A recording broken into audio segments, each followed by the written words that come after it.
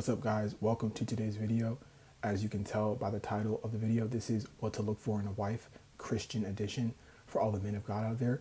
And even if you are a woman, still watch this video. Maybe you can learn a thing or two. So we're going to rank this into 5 different categories. The first one being never getting wifed. These are women that you should never consider marrying. Like, do not make any exceptions. Next, we have proceed with caution. These are, again, the women that you probably shouldn't marry as well, but there's a slight possibility that a few of them may be wifey material. Next, we have the fixer-upper. These are the girls that you're going to have to actively try to teach and mold into being a wife, if that makes sense. Like, you have to fix them, essentially. Next, we have the acceptable category. These are traits that are really, really good and that you should accept, but don't think that as if this is the max. This is simply the bare minimum, essentially. And then marry her is the golden standard. These are like the women that you should actively, like, seriously consider marrying. So let's start things off. We're going to go with the first one, which is plays games. This is going straight into never getting wifed. Essentially, playing games is when a woman tries to manipulate you and try to test you to see where you stand as a man. So it could be something as small as, let's say, leaving her credit card at home on purpose to see if you'll buy something for her. Like, that's called manipulation. Manipulation is witchcraft. Do not put up with this. Like, women will do this and say, oh, I'm just testing him to see if he likes me. But in reality, you're playing games with how he feels, and you're playing games with his masculinity, trying to see where he stands. And that's just an unnecessary headache that no man should ever tolerate. Next, we have wants to be a wife. This is going straight into the marry her category. Understand that there is a difference between simply wanting to be married and wanting to be a wife. Like, a woman that wants to be a wife, she actually wants to pour into you while you pour into her. She wants to love you while you love her. She wants to raise your children. She wants to turn your house into a home. She wants to actually help you become a better man. A woman that simply wants to be married is going to be more concerned with how much money you spend on an engagement ring. She's going to be more concerned with where you take her for her honeymoon. She doesn't really want to be your wife. She just simply wants the status of wife. And so you want to be very, very appreciative of women that actually want to be a wife and do wife things. Next, we have has kids. This is going straight into the never getting wife category. This is pretty self-explanatory because there are so many different negative consequences that could come out of a relationship with a woman that has children. Take, for example, a woman who the father of her children is, let's say, incarcerated, or let's say that he left her and she still hasn't gotten over it, or even worse, let's say he cheated on her and he's just roaming around the city and he may come home and try to kidnap her or something. Like, I'm telling you guys, like, you just want to avoid this. Like, if she has 2 little kids running around the house talking about, I'm looking for my man of God, like, run. Like, it's such a bad thing, and you don't want to ever, like, think that this is, like, something that you should accept. Like, when there are plenty of women that do not have children. Like, at the end of the day, you have to live with your consequences. And if she made the decision to sleep with a guy that, for whatever reason, left her or cheated on her, like, she has to live with that. It's not your responsibility to, like, come in and save her. Like, I'm sorry. Next, we have the church girl. This is going to go into the acceptable category. And the reason why it's not into marry her is to understand that there are a lot of women that are in church to find a man. They're not there for God. And that's something you don't really want. Not really want, something that you don't want. Like, she should be there trying to draw closer to God. And this is also the same thing for God. You should not be going to church looking for a girl. Now, if God enables you to find your wife in the church, then by all means, more power to you. But you should not be actively going to a church just to find a spouse. And the same thing goes for women. Also understand as well that a lot of girls simply go to church in addition to living a life of sin. And so she'll go to church and then go to the club on Monday and then maybe hook up with a couple of guys throughout the week and then cap it all off by going to church on Sunday. Like, do not think that just because she's in the church that she's this, like, lover of the Lord. Like, a lot of the time, it's just something that she does at the end of the week to conclude her life of sin. So you want to be pretty careful with this one. So low-key should go into, like, fixer-upper, low-key, but understand there are a lot of good church girls out there. So again, it's acceptable behavior. It's not a bad thing that she's in the church, because even if she is in the church to find a man, she's still going to take away something, hopefully, from the sermon or from the worship session. So it's still a good thing, but don't think that this is, like, something that should be the cap. Like, this is simply the bare minimum. Next, we have goes out a lot. This is going to go into the proceed with caution category, because understand that a woman that goes out is pretty much doing one of 2 things. She's either going out and partying and going out and clubbing, or she's going out to maybe hang out with her friends at the mall, or she's going to hang out and, like, go to a fancy restaurant. But understand that typically when a woman goes out, she's with her friends, she's with her girlfriends. And understand that when women are out with their friends, pretty much the sky's the limit to what they might do. Like, an evening that may have just been, oh, let's just go to Olive Garden, could easily turn into, let's go into the club after this. Like, you want to be very, very careful with a girl that's always going out. It's just something that I've personally dealt with, and I don't recommend it. Next, we have dyed hair, piercings, and tattoos. This is going straight into the never getting wiped category. Understand that most girls that dye their hair and have lots of tattoos and lots of different piercings, they have mental issues, guys. Like, it's not like the same way that a guy will basically get his heart broken and start going to the gym. It's the same for girls. When a girl goes through a pretty bad traumatic experience, she'll start getting piercings and tattoos and dyeing her hair as a way to cope. But understand that, generally speaking, the more egregious the trauma, the more reactive or the more extreme the tattoos and piercings and her hair is. So like if she has a lot of tattoos and a lot of piercings, you can best believe that she's been through something pretty bad, and she's probably going to trauma dump. She's probably going to make you become emotionally attached to her, and you don't want to deal with that. Next, we have bad relationship with her father. This is going into the proceed with caution category, because understand that a woman's father is her first introduction to what a man should be like. Her father essentially sets the standard for what she should look for in another man. So if her father is not a good person, 9 times out of 10, she's going to project her father onto you. And so because her father was a bad person, she now thinks that all men are bad.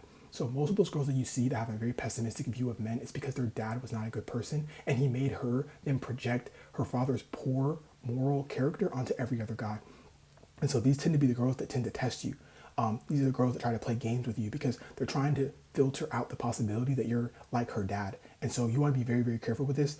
Now, the reason why I'm not putting it into never getting wiped is that some of these girls have a legitimate reason for not having a good relationship with their dad. Like maybe her dad like did something really bad to her when she was a kid, or maybe her dad was abusive to her mom. So she has a legitimate reason to not be on speaking terms with him, but understand that irrespective of why she doesn't have a good relationship with her father, she's still going to have a pretty pessimistic view of men. Like the only exception is if she had another positive male figure, like an older brother or maybe a grandpa or something. But 9 times out of 10, she's going to project her bad father onto you.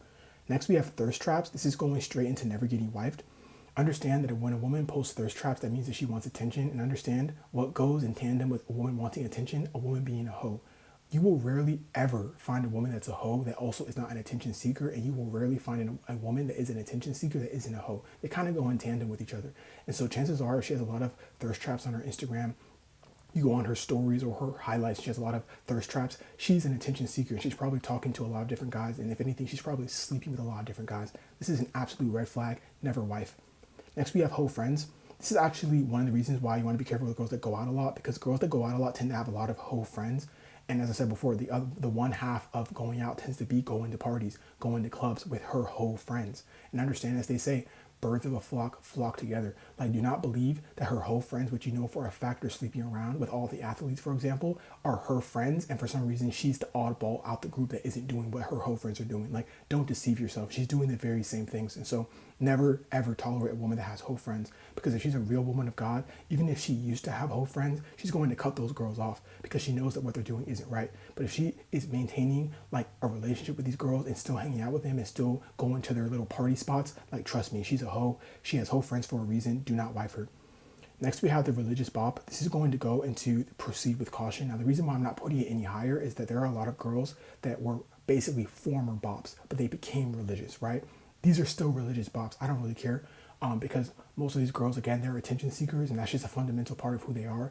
Most girls that even if they find God after being a bop, they still maintain that deep desire for attention. It just never really goes away.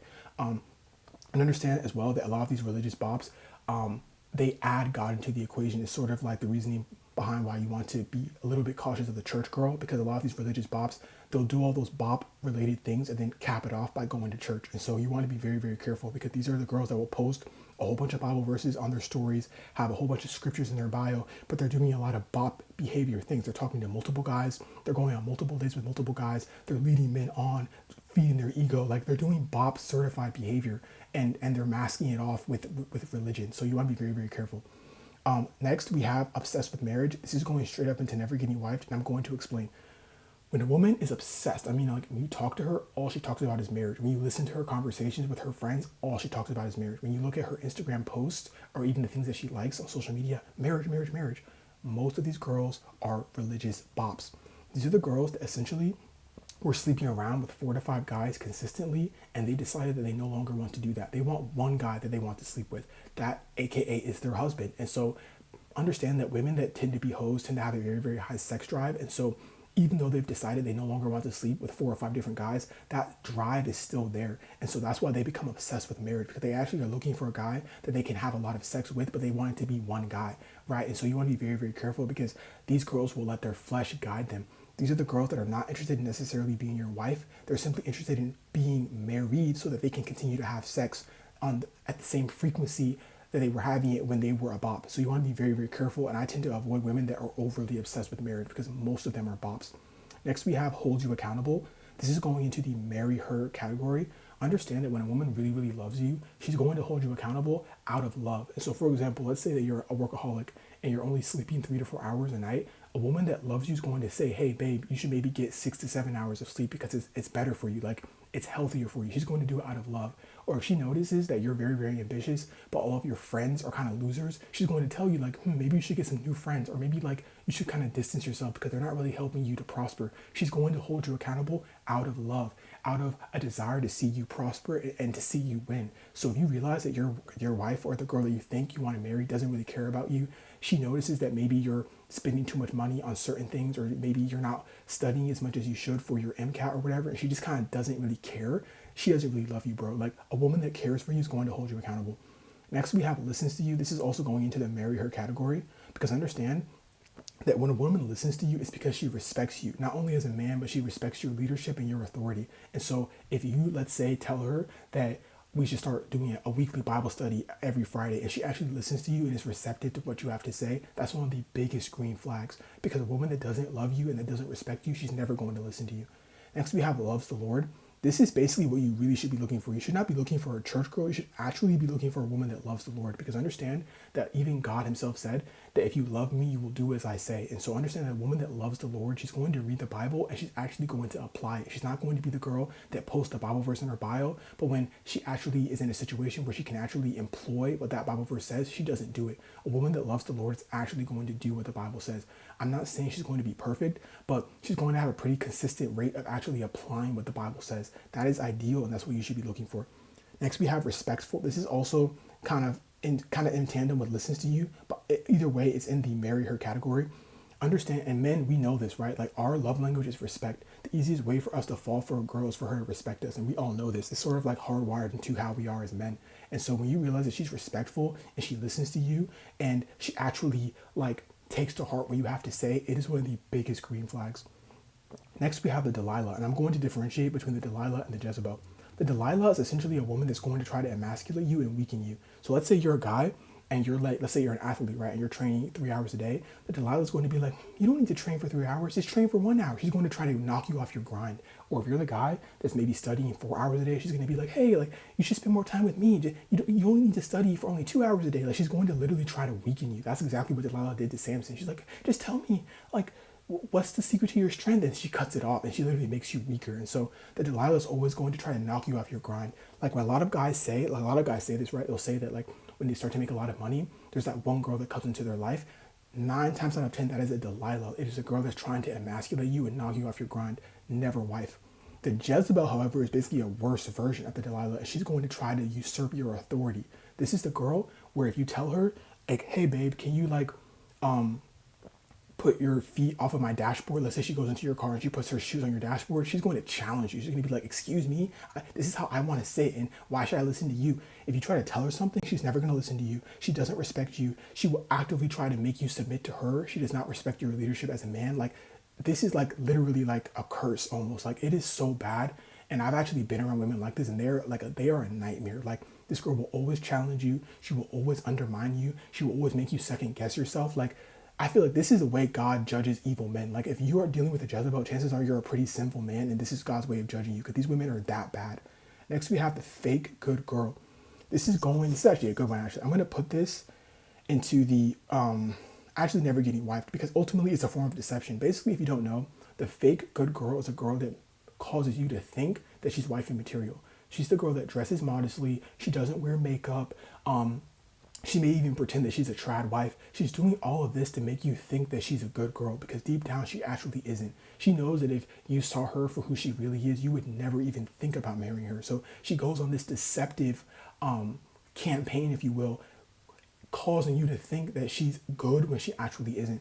A real good girl is going to reveal that by her fruit. She's not going to have to pretend. And so most of the time when she's pretending, it's by the way she dresses and her fake good girl demeanor. Like, I've seen this one girl that goes on these podcasts and she has this fake quiet voice, and she has this fake humbleness, and people have recorded her in other settings and she doesn't even talk like that. She doesn't even dress like that. She only wears dresses to go on this podcast to make herself look as if she's different when she's just like the rest. Do not wife these girls. Next, we have dresses like a bob. This is going to the fixer-upper category. Might as well fill it up because understand, a lot of girls, they actually don't know what it means to dress modestly. Like I'll never forget, I had a pastor. She's like in her 70s now, but she said that when she first started going to church, she used to wear mini skirts to church. I'm being dead serious. Not because she was trying to show off, because she actually was already married, but she genuinely didn't know any better, right? And so she literally said it was only after she started to develop like a mentorship relationship with the pastors at her church that she began to realize that this isn't how you should be dressing at church. And so genuinely, there are going to be some girls that just do not know how to dress because they don't know any better. And so this is going to be the fixer-upper. Like you may have to kind of teach her, like, this is what you should dress like. This is what you should be wearing. Like you're gonna have to fix her, bro. Like it's not for all of us, but it's something that you have to consider because sometimes they genuinely don't know any better. But I'm not trying to be like Captain Save Them Hoes and trying to be a simp or anything. But I'm just being realistic. Next we have friendly with guys. This is going to go into proceed with caution because we all know guys like most bops are very friendly. They're very good when it comes to social and communication skills. And if she's really friendly with you, she's probably friendly with Timmy, Johnny, and Bobby. Like you're not the only guy. So you want to be pretty careful with the girl that's always talking to the other guys. Like these are the girls where if you're maybe at a Bible study or whatever, and the guys are in one area and the girls are in the other area, she's going over to the guys and trying to start a conversation. Like that's certified bop behavior. Like just be very, very careful. Next we have dresses modestly. This unfortunately is going to acceptable. It's not going to marry her because going back to the fake good girl, a lot of fake good girls dress modestly. Again, it is a form of deception. Understand that a lot of girls, and what I'm about to say next is going to get a lot of you guys mad, but understand that girls are going to dress modestly for one of three reasons. One, they genuinely fear God and actually are dressing according to what the Bible says. Two, they want you to think that they're good when they're actually not. And three is that they don't believe that they have a body that's worth showing off. And I know that sounds a little bit harsh, but it's just true, guys. Like a lot of the girls that wear skimpy clothing is because they have a nice body and they want you to see that. Whereas a lot of the girls that dress modestly is because they don't have anything to show.